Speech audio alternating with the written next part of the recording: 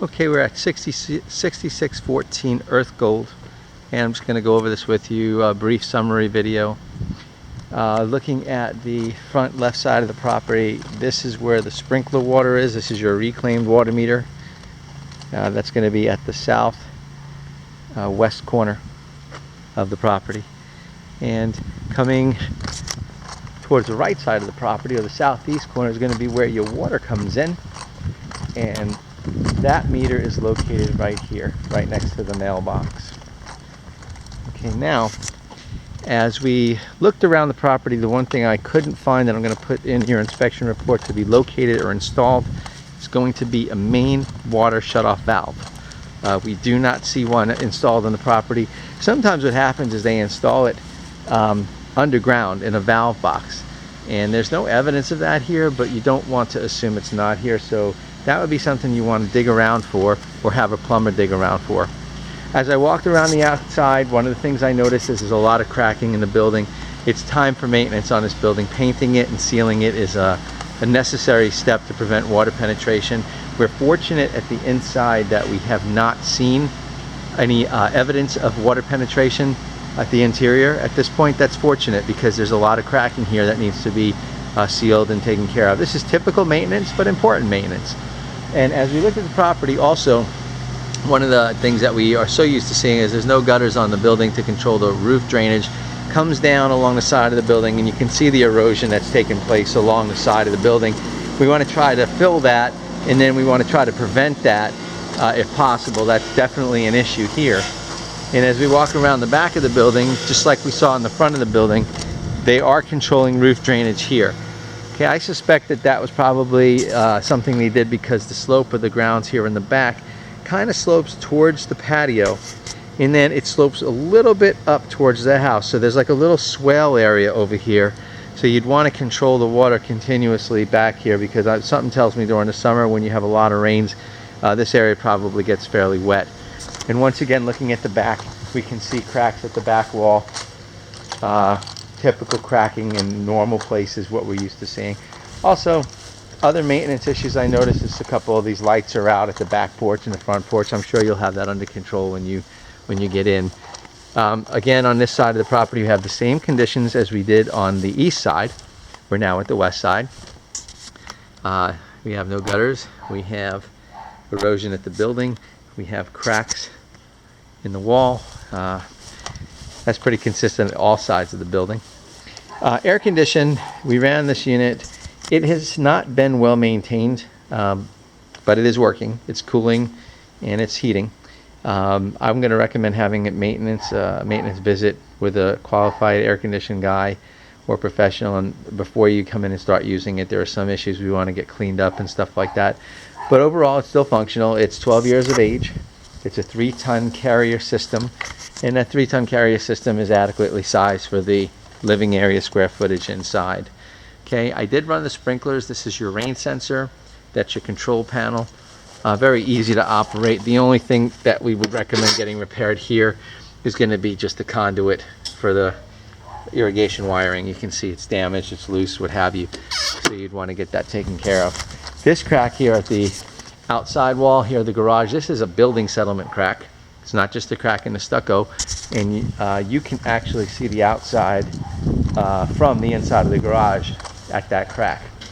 So if we come in here, you can actually see that is through the wall. That's actually cracking in the block.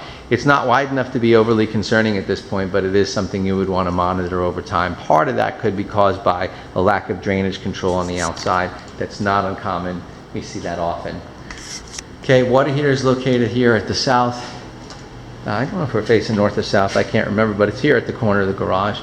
And it's a Bradford White. It's the original from 2003. It seems to be heating the water. It's in fair condition. You probably got somewhere between 1 and 3 years of life left on there. I would just speculate. Okay, this is the air handler unit. This is also a 3-ton carrier. The system is a 12-SEER. Some of the issues we have here is issue number one, access to this filter. They have this taped here, and you can't really get your hand in here to pull a filter in and out because of the way they did this.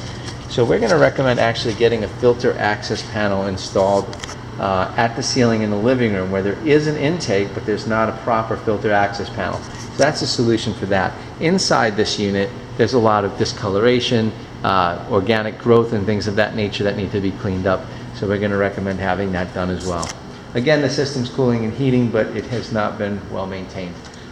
Looking at the sub panel, this is a sub panel in the garage. The electrical checked out very well. Wiring looks really good. No major issues with that.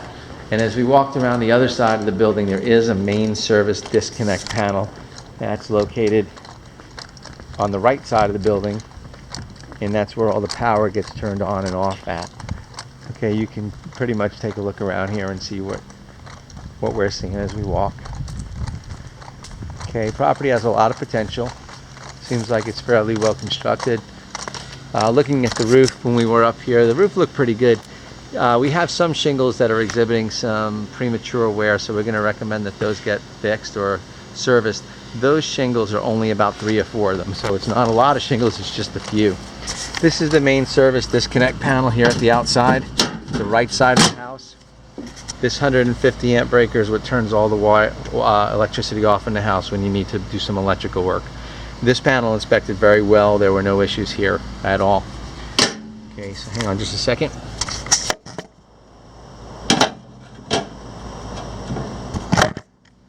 Sorry about that.